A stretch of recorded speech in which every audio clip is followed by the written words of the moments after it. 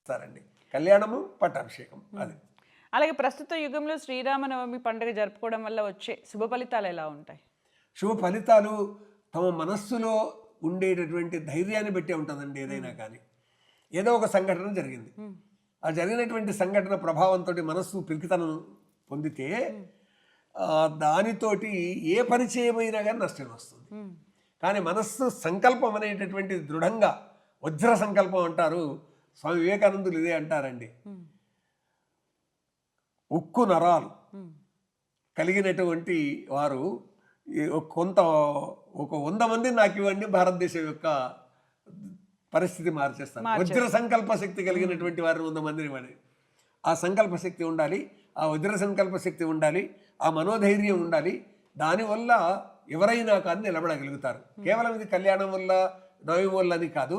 ఈ నవమి, కళ్యాణము ఇవన్నీ కూడా మార్గదర్శనం చేస్తాయి. రామునికి కలిగిన కష్టాలన్నింటినీ కడతేర్చి ఏ విధంగా రామరాజ్యాన్ని స్థాపించారో, పట్టాభిషిక్తుడైనాడో, నెలకు ఇన్ని వానలు కురియాలి, ఇంత పంట వండాలి అనేటటువంటిది ఏదైతే మనం సుభిక్షంగా ఉండాలని కోరుకుంటామో, రామ పట్టాభిషేకం తర్వాత ఇవన్నీ జరిగినాయి. కాబట్టి అలాగా జరగాలి అనేటటువంటి ఒక భావన మనలో నిర్మాణం చేస్తారని. అంటే ఎప్పుడైతే ఆలోచన అనేది నిర్మాణం అవుతుందో అది క్రియారూపాన్ని ధరిస్తుంది. ఎప్పుడు క్రియారూపాన్ని ధరిస్తుందో దానికి మంచి ఫలితం వస్తుంది. అది సంకల్పము, క్రియ, ఫలితం, ఇవి ఒకదాన్ని అనుసరించి ఒకటి ఉంటాయి. ఆ విధంగా మనిషి ఎదగాలి అని కోరుకోవాలి. ఆ రకంగా మంచి శుభ ఫలితాలు రావాలి అనేటటువంటి భావనతోటి పనిచేయాలి.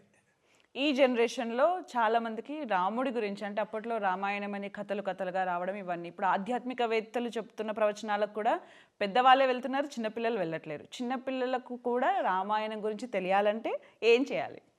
తప్పకుండా అండి. చిన్నప్పటి నుంచి కూడా ఒక దేశం ఉంటుంది, ఆ దేశానికి ఒక ధర్మం ఉంటుంది, అదొక జాతి అయి ఉంటుంది, దానికి ఒక సంస్కృతి ఉంటుంది. ఆ సంస్కృతిని తల్లిదండ్రులు, యువ దంపతులు ముఖ్యంగా తమ ఇంటి నుంచి ఇది ప్రారంభం చేయాలి. తమ భాషను తిట్టుకోవడం, తమ దేశాన్ని తిట్టుకోవడం, తమ ధర్మాన్ని తిట్టుకోవడం, తమ గ్రంథాలను తిట్టుకోవడం అని అంటే మరి ఎవరిని మెచ్చుకున్నట్టు? పోనీ విదేశీ ఏదో మెచ్చుకున్నాం అనుకుందాం, వాళ్ళ సంస్కృతి వస్తుంది. ఎప్పుడైతే ఆ దేశం సంస్కృతి వీళ్ళ మనసులోకి నాటుకుంటుందో ఆ దేశాలకు బానిసలు అయిపోతారు. వాళ్ళు దండయాత్ర చేసి వచ్చారనుకోండి, ఆహ్వానించే వాళ్ళు కొందరు ఉంటారు, ఆహ్వానిస్తారు. అప్పుడేమవుతుంది? భారతదేశం ఏ విధంగానైతే 8వ శతాబ్ద ప్రారంభంలో విదేశీయుల చేతుల్లోకి వెళ్ళిపోయిందో, ఆ తర్వాత మొత్తం భారతదేశాన్ని ఆక్రమించడం జరిగిందో, ఇది నా దేశం, ఇది నా ధర్మం, ఇది నా జాతి, ఇది నా సంస్కృతి అనేటటువంటి భావన నిర్మాణం కావాల్సినటువంటి అవసరం ఉంది. అట్లా ఉన్నప్పుడే దేశాన్ని రక్షించుకుంటారు. విష్ణు పురాణంలో ఒక గొప్ప శ్లోకం ఉందండి. ఆ సింధు పర్యంత యస్య భారత భూమిక పితృభూహు పుణ్యభూశ్చైవ సవై హిందూ రుతి స్మృత అని. సింధు నది నుంచి హిందూ మహాసముద్రం వరకు ఉన్నటువంటి ఏ భూభాగం అయితే ఉన్నదో ఆ భూభాగాన్ని నా మాతృభూమి, నా పితృభూమి, నా కర్మభూమి, నా పుణ్యభూమి, నా జన్మభూమి అని ఎవరైతే భావించుకుంటారో వాళ్ళు రక్షించుకుంటారండి. ఎవరైతే భావించుకోరో ఇది భోగభూమి. కానీ ఎక్కడుంటే ఏంటి, ఎక్కడ తింటే ఏంటి, ఎక్కడ పండుకుంటే ఏంటి అనేటటువంటి భావన కలిగినటువంటి వాళ్ళ బతుకులు బానిస బతుకులు అవుతాయి. కానీ అందరికీ తనదైనటువంటి భూమి ఉండాల్సిందే. తన దుకాన్, తన మకాన్ అంటామండి. అంతేగా తన దుకాన్ మకానే కాదండి, తన వ్యవసాయ క్షేత్రం తనదై ఉండాలి, తన ఫ్యాక్టరీ తనదై ఉండాలి, కర్మాగారం తనదై ఉండాలి. కాబట్టి తన ఇల్లు తనదై ఉండాలి, తన దుకాన్, తన మకాన్, తన ఫ్యాక్టరీ, తన యొక్క వ్యవసాయ క్షేత్రం తనదై ఉంటే బతుకు తెరువు ఉంటుంది.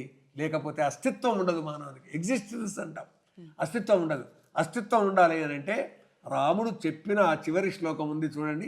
అక్కడి నుంచి లంక నుంచి బయలుదేరి జననీ జన్మభూమిశ్చ స్వర్గాదపి గరీయసి, కన్న తల్లి, కన్న నేల తల్లి, స్వర్గం కన్నా మిన్నర లక్ష్మన్న అని అన్నాడని, రామన్న అన్నాడని జానపదులు హాయిగా చెప్పుకుంటారండి. ఇది అంతే కదండి. ఒక చిన్న విషయం, రామాయణం అంతా 24,000 శ్లోకాలు.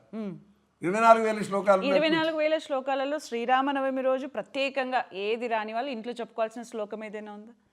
ప్రత్యేకంగా ఎందుకంటే కళ్యాణానికి సంబంధించినటువంటిది జానక్యాం కమలాంజలి పుటే అనేటటువంటి శ్లోకం భద్రాచలం నుంచి ప్రారంభమైందండి. అంటే ఎలాగైతే వీళ్ళు తలంబ్రాలు అంటారు మామూలు వివరాలు, తలంబ్రాలు పోసుకునేది ఉన్నదో ఆ రోజు ఆ శ్లోకాన్ని స్మరించుకుంటే సంతోషం అని. అంటే వివాహానికి సంబంధించినటువంటి. అలాగే